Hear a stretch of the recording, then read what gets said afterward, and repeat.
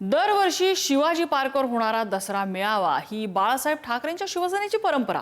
मात्र शिवसेनेत फूट पडल्यानंतर गेल्या 3 वर्षांपासून ठाकरे आणि शिंदे यांच्या दोन्ही शिवसेनांचे 2 वेगवेगळे मेळावे होत आहेत आणि यंदाही या दसरा मेळाव्यावरनं आत्तापासूनच शिवसेना विरुद्ध शिवसेना असं वॉर सुरू झालंय। बघूया त्या संदर्भातला रिपोर्ट।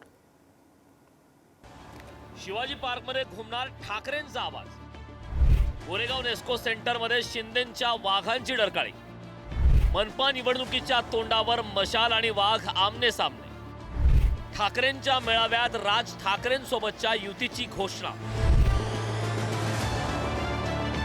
दसऱ्याच्या दिवशी मराठवाड्यातलं बीड, विदर्भातल्या उपराजधानी नागपूर पासून राजधानी मुंबईपर्यंत चर्चा आणि हवा असते ती राजकीय मेळाव्यांची।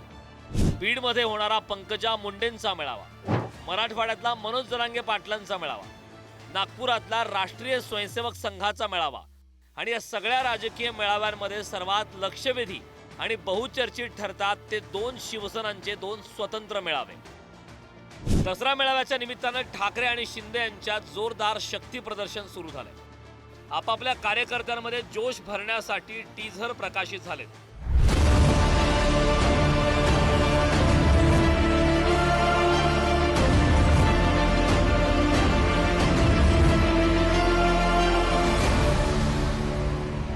असा एक नाही तर एकूण 3 टीझर ठाकरेंच्या शिवसेनेनं जारी केले। जमलेल्या माझ्या तमाम हिंदू बांधवांनो, भगिनींनो आणि माता,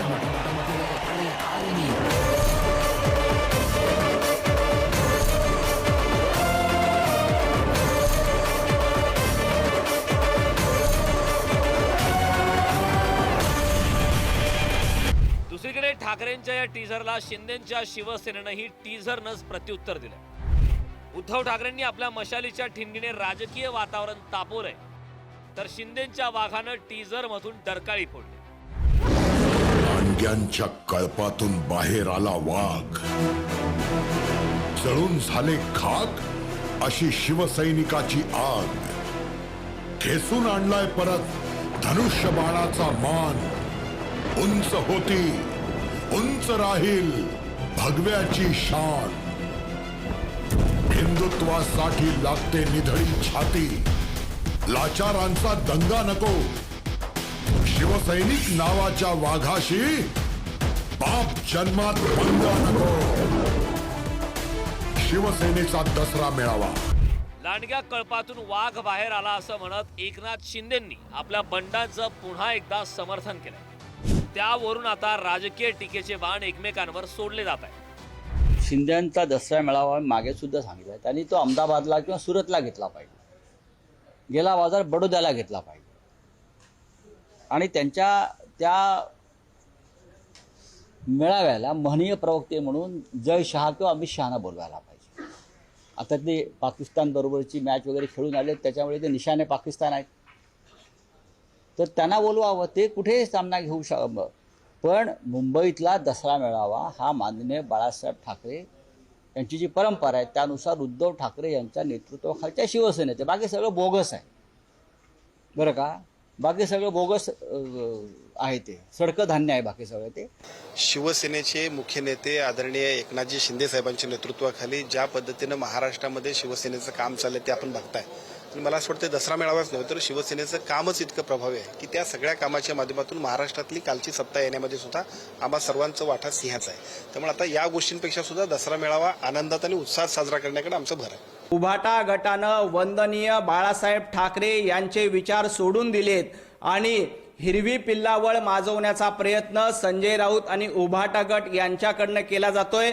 त्यामुळं माझं संजय राऊत यांना आव्हान आहे, तुम्ही जय शहा किंवा अमितभाई शहा यांचं नाव घेण्यापेक्षा तुमच्या दसरा मेळाव्याला असदुद्दीन ओवेसींना बोलवा, तुमच्या दसरा मेळाव्याला सज्जाद नोमानींना बोलवा आणि तुमच्या दसरा मेळाव्याला कमी पडलं तर राहुल गांधी यांना देखील बोलवा। ठाकरेंचा मेळावा परंपरेप्रमाणे दादरच्या शिवाजी पार्कवर होणार आहे, तर आझाद मैदानात चिखल असल्यामुळे शिंदेंच्या मेळाव्याची जागा गोरेगावच्या नेस्को सेंटरमध्ये हलवण्यात आली। यंदाचा शिवसेनेचा दसरा मेळावा चर्चेत असण्याचं आणखी एक कारण म्हणजे ठाकरे बंधूंच्या युतीचं सीमोल्लंघन होणार अशी सुरू असलेली चर्चा। जिथं ठाकरेंचा मेळावा होणार आहे त्या दादर परिसरात ठाकरे बंधूंचा एकत्र फोटो असलेले बॅनर लागले। यंदाच्या दसरा मेळाव्याला राज ठाकरे उपस्थित राहणार आणि महापालिका निवडणुकीसाठी ठाकरेंच्या युतीची घोषणा होणार अशा चर्चेनं आता अधिक जोर धरलाय. चांगली चर्चा आहे. यात व्यथित व्हावं असं काही नाही ना. माननीय उद्धव ठाकरे, माननीय राज ठाकरे हे दोन बंधू एकत्र आलेले आहेत. अनेक विषयावर चर्चा करतायत, एकमेकांशी संवाद साधतायत, विचारांची देवाणघेवाण करतायत. दसऱ्याला वैचारिक सोन्याचं आदानप्रदान सुद्धा होऊ शकतं. अशा वेळेला जर लोकांच्या मनात असेल, तर तुमचा हा मनात प्रश्न असेल, तर ही चांगली चर्चा, सकारात्मक चर्चा लोकांमध्ये असायला पाहिजे. पाहून आमच्या परंपरेने ज्या गोष्टी आम्हाला करायच्या आहेत त्या आम्ही करू. मनसेचे नेते म्हणतायत की मुंबईचा महापौर मनसेचाच होईल.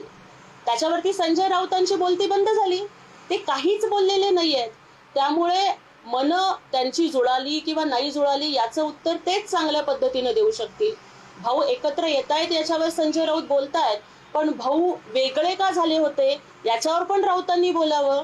किंवा राजसाहेबांच्या कार्यकर्त्यांनी राऊतांची गाडी तेव्हा का फोडली होती त्याचंही स्पष्टीकरण संजय राऊतांनी द्यावं.